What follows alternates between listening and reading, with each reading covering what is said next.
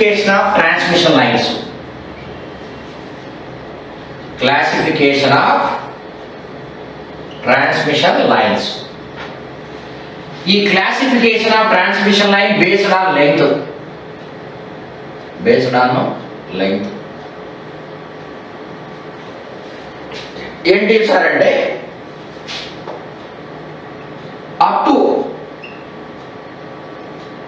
80 kilometers line ఉంటే up to 80 kilometers line ఉంటే ఈ లైన్ ని షార్ట్ ట్రాన్స్మిషన్ లైన్ అని అంటాం. షార్ట్ ట్రాన్స్మిషన్ లైన్ అంటాం. ఈ షార్ట్ ట్రాన్స్మిషన్ లైన్ లో మనకి only series parameters resistance inductance ఉంటుంది, capacitance neglected.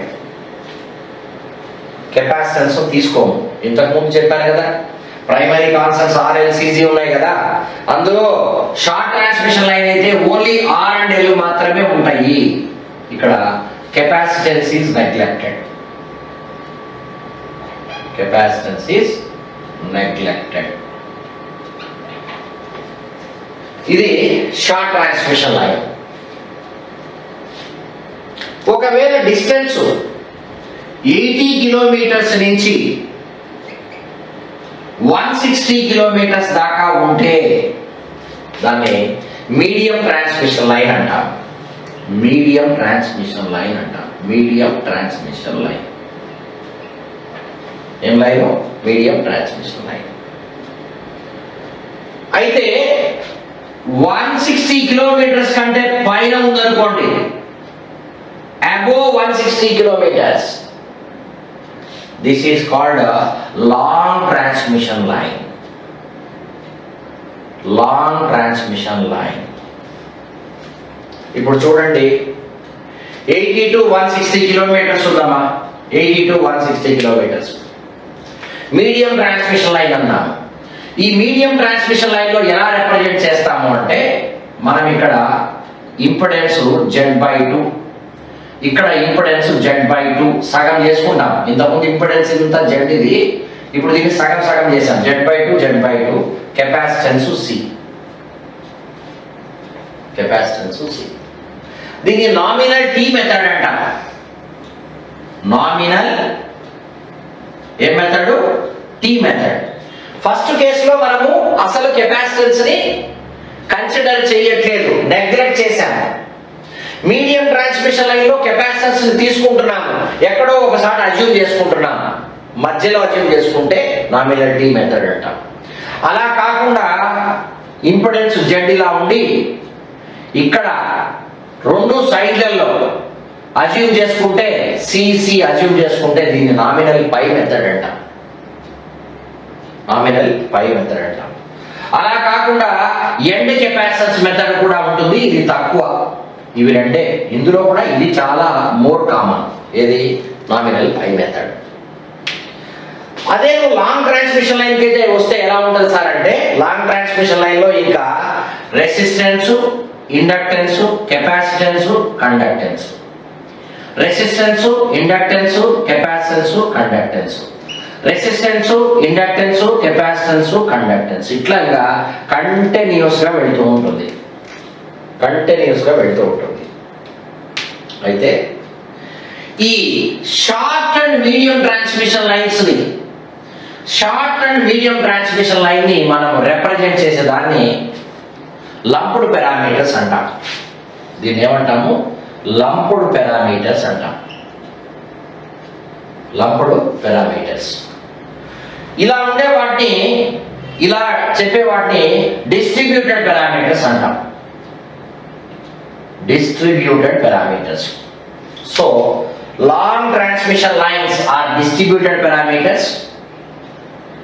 Short and medium transmission lines are lumped parameters.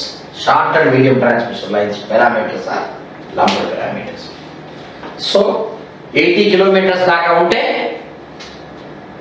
80 kilometers దాకా ఉంటే ఏమంటాము? షార్ట్ ట్రాన్స్మిషన్ లైన్ అంటాము. ఆ మెథడ్ ఇందులో కెపాసిటెన్స్ ఎఫెక్ట్ ని నెగ్లెక్ట్ చేస్తాము. 80 to 160 kilometers ఉంటే మీడియం ట్రాన్స్మిషన్ లైన్ అంటాము. ఇందులో కెపాసిటెన్స్ తీసుకుంటాం కానీ ఎక్కడో సాట ఇక్కడ మధ్యలో అజ్యూమ్ చేసుకున్నాము, లేదా 2 సైడ్లు అజ్యూమ్ చేసుకుంటాము. దీన్ని టీ మెథడ్ అంటాం, దీన్ని పై మెథడ్ అంటాము, ఇది ఎండ్ కెపాసిటెన్స్ మెథడ్ అంటాం. This is greater than 160 kilometres ఉంటే this is long transmission lines. Parameters ఏంటివి? Distributed parameters. ఒక్కోసారి మనకి ఇందులో క్వశ్చన్ ఎలా రావడానికి ఆస్కారం ఉంది సార్ అంటే, ఒక్కోసారి ఇప్పుడు చూడండి ఒక చిన్న క్వశ్చన్ మనం ఓన్గా ఫ్రేమ్ చేద్దాం. సో ఎలా ఫ్రేమ్ చేద్దాము? ఓన్గా ఎలా ఫ్రేమ్ చేద్దాం చెప్పండి. క్వశ్చన్ ఎలా ఓన్గా ఫ్రేమ్ చేద్దాం? If transmission line length is line length అనేది అప్ టు 80 కిలోమీటర్స్ ఉంది, అదొకటి. ఇది 80 to 160 కిలోమీటర్స్ అని ఇస్తాడు, 160 kilometres. Next greater than 160 kilometres అని ఇలా 1, 2, 3 అని ఇచ్చినాడు, 1, 2, 3 అని ఇచ్చినాడు. ఇక్కడ ఆప్షన్స్ లో వచ్చేసి ఏ, బి, సి. ఇక్కడ స్మాల్ 1 పెడదాం. What will choose? Small 1, small 2 అలా 1, 2, 3, 4, 5, 6 ఇలా తీసుకున్నాను. ఇందులో ఏం రాస్తున్నానంటే నామినల్ పై మెథడ్ ఇదొక ఆప్షన్. తర్వాత డిస్ట్రిబ్యూటెడ్ పారామీటర్స్. తర్వాత long transmission line, capacitance effect neglected and medium transmission lines.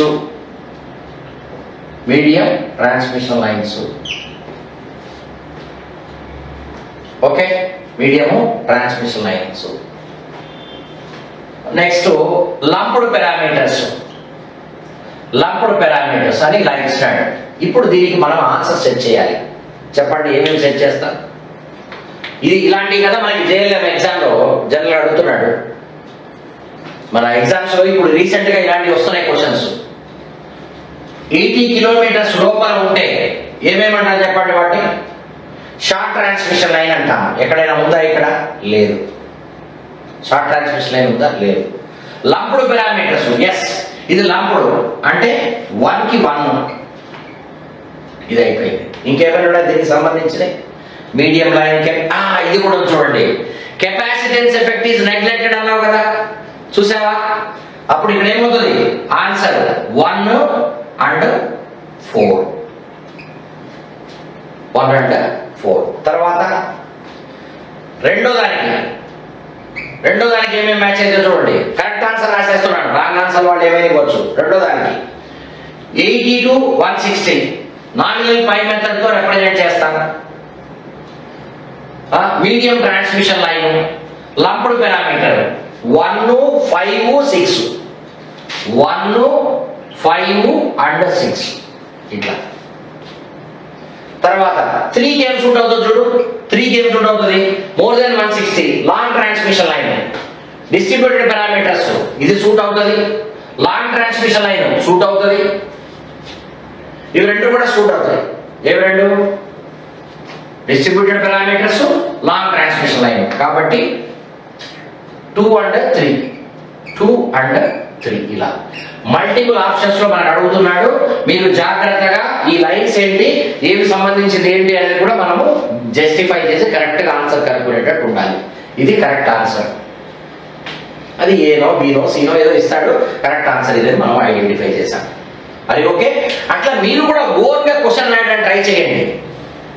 మీరు ఓన్ గా క్వశ్చన్ రాయడానికి ట్రై చేస్తే మీకు advantage. This is what we have. Okay చిన్న రాసుకున్నారా?